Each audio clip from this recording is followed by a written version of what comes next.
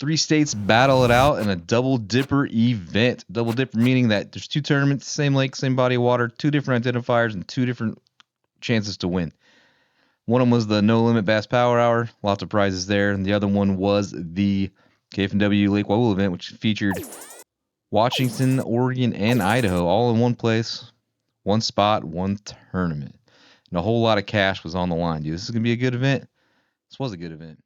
The Columbia River, or the Big C, as the Northwesterners call it, hosted the KFNW event. The section of river between the McNary Dam and the Priest Rapids Dam, also known as Lake Wahoo, was the selected body of water for this tournament. It's a good choice, too, man. No beavers were harmed in the making of this event, so that's a plus. I'm doing better than some things that went down in Kennewick years ago. Pretty interesting story. Not my story to tell, though, but you can definitely Google it. The event was supposed to take place on Saturday, June 15th, but the strong winds would postpone the event the following day. It was a smart choice, safety first. Type of ordeal, tough choice too, man, with that. And then Sunday was a little better than weather. It was still a little breezy, but some fish were caught, safety measures were met, and nobody got hurt as far as I know or heard. Lots of fish were caught, though, that's for sure. The turnout was still good despite the postponement. Still over 100 people showed up for both events, I believe. We'll see. Yeah, good choice by the tournament directors, Marvin. I'm sure everyone was involved in that one. Dude, Saturday was super windy too. It was a windy day. Super nasty. I don't know if you heard the podcast I did with Preston Smith, but they were fishing in Moses Lake, just a little bit north of the Columbia River that the kayak tournament was going on at, and they lost their trolling motor just about lost it out of the boat, man. So the wind was bad. It was pretty bad. And they even shortened their tournament by a couple hours, too. It's all good stuff, man. Safety and priority for sure. The midday results for the KFNW Lake Wahoo event, man, are up next. So I checked the leaderboard about 9:30, and this is kind of what I came up with. But 98 competitors were registered for the event, and by 9:30, a total of 142 fish were submitted. Chris Williams was in the lead with a total of 94 3/4 inches. Hong Long was in second place with 88 1/2 inches. And Steve Avila was in third with 85 3/4 inches. Would Chris's 6 1/4 inch lead be enough to beat the competition till the end? Stay tuned, man. I got the results for sure. Big bass. Oh my. Ozzie Werowitz won the big bass spot with a 22 1/4 inch largemouth. What a giant, dude. The only fish he put on leaderboard all day, man. It was worth it, though, right? All he needs that one bite. Stuck true to this event for sure. And it was worth a lot. $855 in cash, 3 $100 gift cards from Three Rivers Tackle, Discount Tackle, and Dry Creek Outfitters. A total of $1,155, man. This time for Ozzie, it really did only take one fish to make his day, man. I met him on Friday, too, at the cast meeting. Super funny dude. Good guy, for sure. And the final results. By the end of the tournament, a total of 269 fish were submitted to the Tourney X leaderboard. Quite a few competitors would make some big moves in the second half of the day. Elijah O'Brien would coal up a 1/4 inch, but fell from 6th place and would finish in 10th with 79 3/4 inches. Dude, am I like the only person that deals with inches all day? It's ridiculous. If anyone ever asks what I do, I'm just going to tell them I talk about inches.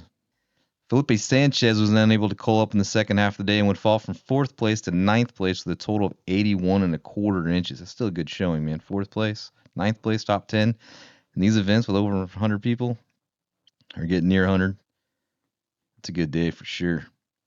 Chris Cashin was outside the top 10 going into the second half. He would coal his way up to the 8th place with a total of 83 1/4 inches.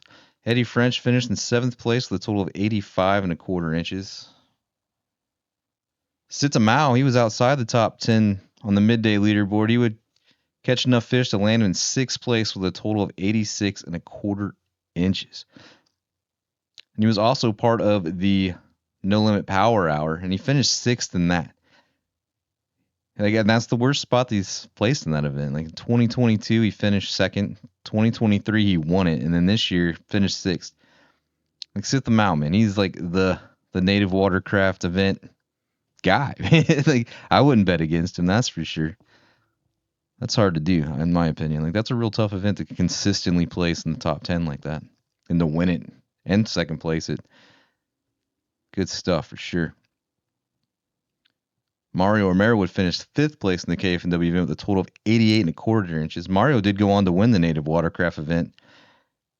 And yeah, he's going to be here next week to talk about it. So I'm not going to cover it too much in this episode. We're just going to talk about it during the podcast when he comes on. And Steve Avila was able to call up 2 3/4 inches in the second half, but would fall back 1 spot and finish the event in 4th place with a total of 88.5 inches. Not a bad deal, man.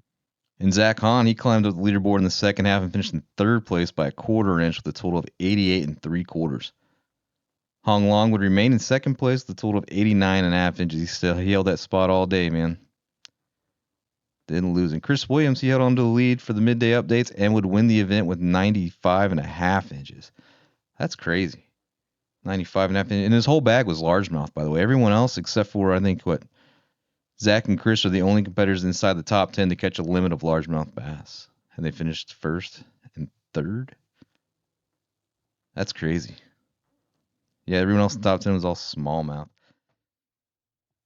So the KFNW event was a combined event. So I'm going to break down the top 5 by state, by Oregon, Idaho, and Washington.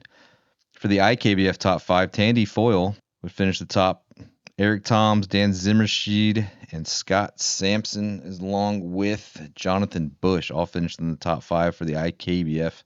Then you got the OKBF top 5 with Steve Avila, Mario Romero, Chris Cashin, Elijah O'Brien, Kenny Husk. And then for the WKBF top 5, it was Chris Williams, Hong Long, Zach Han, Sita Mao, and Eddie French. Dude, what a combination of people. That was an interesting event. The postponement probably kept some people at home for sure, being Father's Day weekend. But I mean, it was still successful. Good times. People caught fish. Lots of money was won. 2 events went down. Yeah, like I said, we'll cover that No Limit Power Hour event during that podcast. For the most part. It was a good event, though.